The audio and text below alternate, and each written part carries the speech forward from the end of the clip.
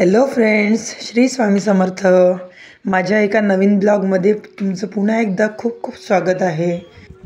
आणि माझ्या चॅनलचं नाव मी बदलवलं आहे. तर माझ्या चॅनलचं नाव कसं वाटलं तर कमेंटमध्ये सांगा तुम्ही. कारण माझं काम पूर्ण शेतीचं आहे, त्याच्यामुळे मी विदर्भाची शेतकरी कन्या हे नाव ठेवलं आहे.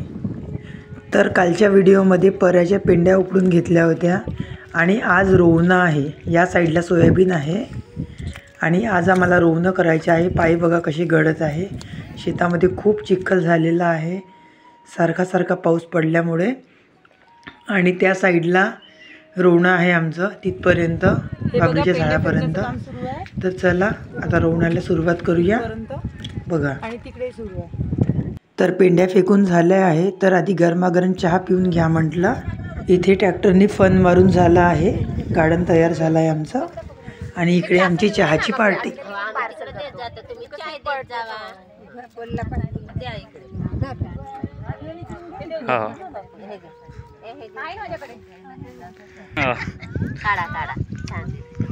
आणि हे बघा मी चहा सगळ्यांना देत आहे.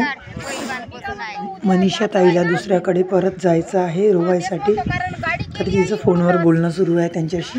गाडी केली गाडी. आता आम्ही गडावर आहोत. उद्या सकाळी 8 वाजता येतो म्हणलं.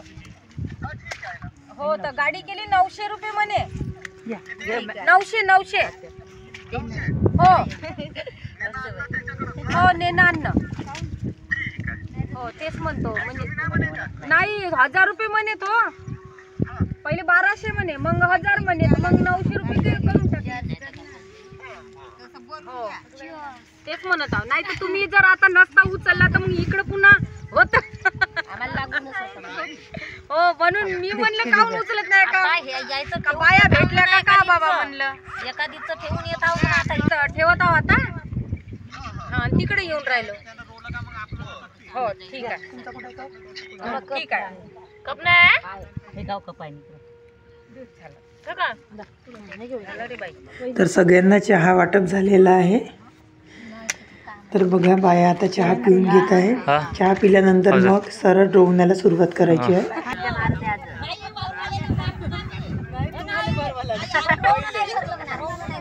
आणि बायका मला म्हणत आहे की तुम्हाला गार्डन लावावं लागते म्हणजे चिखल. गमती जमती सुरू आहे आमच्या इकडे.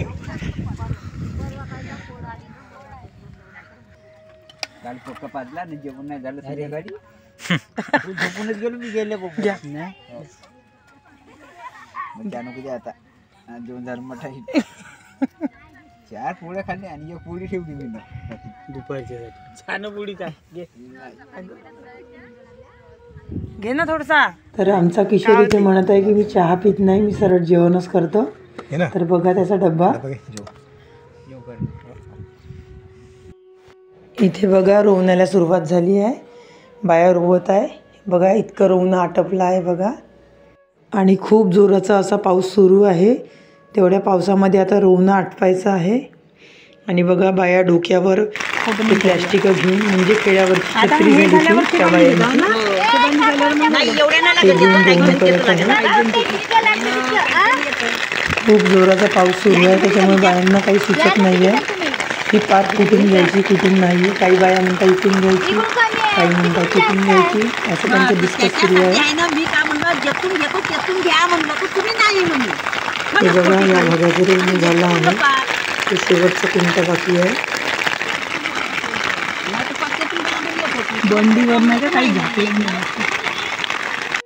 आणि इकडे बायांचं बोलणं सुरूच होतं की इकडून घ्यायचं की तिकडून घ्यायचं. तेवढ्यातच एकदम शॉक झाली मी, कारण तिथे साप दिसला. आणि ती बाई तिथेच उभी होती आणि त्या बाईचा पाय पडणार होता त्या सापाला. बघा तो साप. मी कॅमेरा जवळ नेऊन शूट करू शकत नाही कारण शेवटी तो साप वे, त्याच्यामुळे दुरून दाखवत आहे. बघा थोडंसं झूम करून बघा, तुम्हाला दिसणार तो.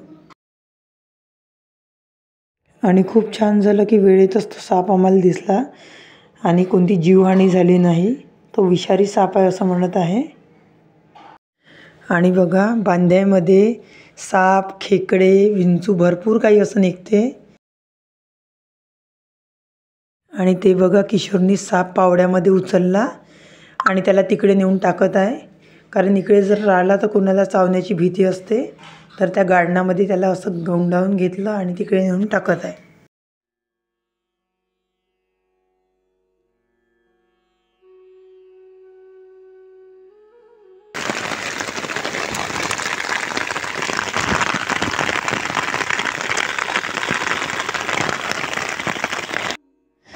चला तर मग साप विंचू हे वगैरे काही नवीन नाही शेतीमध्ये, ते निघतच राहणार आणि त्याला घेऊन काही आपल्याला जमणार नाही.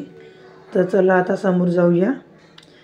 तर आता बघा इथपर्यंत या 2 बांध्यामधलं रोवणं झालं आहे आणि 3ऱ्या बांधीमधलं रोवण्याला आता सुरुवात होत आहे.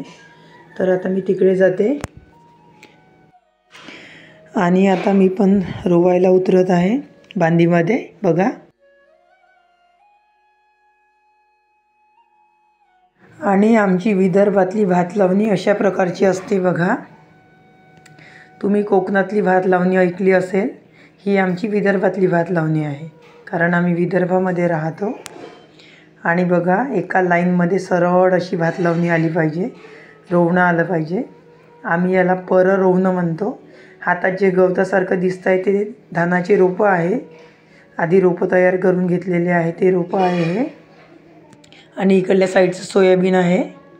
हे सगळे सोयाबीनचे झाडं आहे, या बांधीला लागूनच आहे. आणि या साईडने आमचं रोवणं सुरू आहे. आणि पावसाचा आवाज खूप येत असल्यामुळे मी ते मूट करून घेतलेलं आहे, म्हणून तुम्हाला तिकडला आवाज येत नाही आहे. आणि जर मूट नसतं केलं तर नुसता पावसाचा आवाज असा आला असता, तुम्हाला माझा आवाज बिलकुल आला नसता. त्याच्यामुळे मी ते मूट करून घेतलेलं आहे. आणि बघा अशा प्रकारचं रोवणं सुरू आहे आमचं बायांचं. आणि बायांचे प्लॅस्टिक बघा, खेड्यावरची छत्री, बायांची छत्री बघा किती मस्त आहे, रंगीबिरंगी छत्री आहे. आणि मी काही आणली नाही आहे छत्री. आणि मी जे प्लॅस्टिक घेतलं होतं ते सुद्धा माझं नाही आहे, ते मनीषाताईचं आहे. मनीषाताईंनी स्वतः आपलं प्लॅस्टिक मला दिलं होतं. आणि बघा अशा प्रकारचं रोवणं राहते. आणि रंगीबिरंगी लाल, हिरवी, पिवळी, पांढरी, काळी अशा कलरची ही प्लॅस्टिक आहे. किती छान असं हे दृश्य आहे रोवण्याचं बघा. आणि पावसामध्ये मी पूर्ण भिजली आणि किशोरही पूर्ण भिजला आणि थंडीने खूप कुळकुळत होता. त्याच्यामुळे त्याला गरमागरम चहा दिला मी हे प्यायसाठी. तो चहा पित आहे आता, कारण त्याला जास्त काम असते माझ्यापेक्षा. त्याच्यामुळे त्याची तब्येत चांगली तर आमचं सगळं चांगलं असं राहते. आता थंडीमध्ये मी पण चहा घेतला आहे, कारण पाण्यात पूर्ण भिजली त्याच्यामुळे खूप थंडी वाजत आहे मला. त्याच्यामुळे आता चहा घेत आहे मी.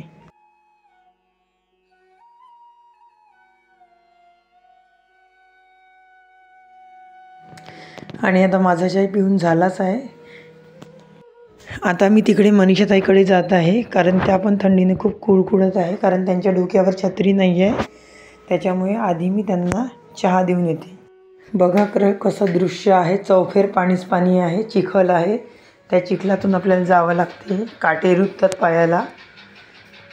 या आहे मनीषाताई, यांनी आपली छत्री मला दिली, कारण माझा मोबाईल ओला होत होता आणि मी ओली होत होती. तर म्हणाल्या की मोबाईल ओला झाला तर तुम्हाला काम येणार नाही, त्याच्यामुळे आमचं हे रोजचंच काम आहे, तर तुम्ही हे छत्री घ्या. छत्री म्हणजेच ते प्लास्टिक. तर म्हणून मी म्हटलं मनीषाताई खूप ओल्या झाल्या तर तुम्ही आधी चहा पिऊन घ्या. त्या पण थंडीने खूप कुळकुळत होत्या. तर हे बघा त्यांनी आता चहा घेतला आहे. तर आता चहा पिऊन झाला आहे मनीषाताईचा. आणि बघा आता बाया परत कामाला लागल्या. असं असते शेतकरी मजुरांचं जीवन, शेतकऱ्यांचं जीवन. मी आधीही सांगितलं होतं, ऊन वारा पाऊस सगळं त्यांना झेलावं लागते. आणि बघा पावसाचा आवाज कसा येत आहे, किती जोराजोरात आवाज येत आहे. आणि तेवढ्या पाण्यामध्ये त्या रोवणं करत आहे. आणि आतमध्ये गेल्या म्हणजे त्या बांध्यामध्ये उतरल्या बाया रोवायसाठी. आणि बघा किती हिंमतवान बाया असते. म्हणजे शेतकरी हा हिंमतवानच असते आणि त्याच्यात हिंमत असेल तरच तो शेती करू शकतो. कारण भिलं तर गेलं. तर चला आता मी निघत आहे घरी जायसाठी, कारण पाणी खूप वाढलं आहे. आणि हे बघा बंडीवर बसून मी निघालेली आहे. आणि मी समोरची तुम्हाला नदी दाखवते, जवळजवळ पूरच आला आहे नदीला. तुम्हाला दाखवते. बंडीपर्यंत पाणी आलं आहे. आणि असं आमचं जीवन असते बघा. आणि हे संघर्षमय जीवन आम्ही हसत हसत काढतो. संघर्षच असते. शेतकरी म्हणजे काही साधं नाही आहे. शेतकऱ्यांचं काम साधं नाही. तुम्ही बघू शकता. आणि माझा आजचा व्हिडिओ कसा वाटला तर एक कमेंट नक्की करा. आणि चॅनलला लाईक शेअर सबस्क्राईब करा. आणि माझं चॅनलचं नवीन नाव कसं वाटलं तर ते मला नक्की तुम्ही कळवा. आणि पाणी बघा बंडीच्या कुठपर्यंत आला आहे तुम्ही बघू शकता बघा. आणि नदीला पूर आला आहे. मी समोर दाखवणारच आहे तुम्हाला. बघा पाणी कुठपर्यंत आहे. खाली जर उतरलं तर आपल्याला पूर्ण अर्धा भाग पाण्याने भरून जातो. आणि चालणं तर मुश्किलच आहे इथून. आणि इथे उतरून थांबा तुम्हाला नदी दाखवते बघा.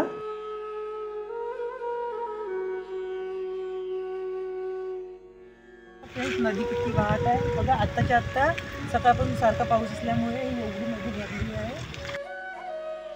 आणि बघा हे किती दृश्य भयानक आहे नदीचं. तर व्हिडिओ इथेच थांबवते. Bye bye.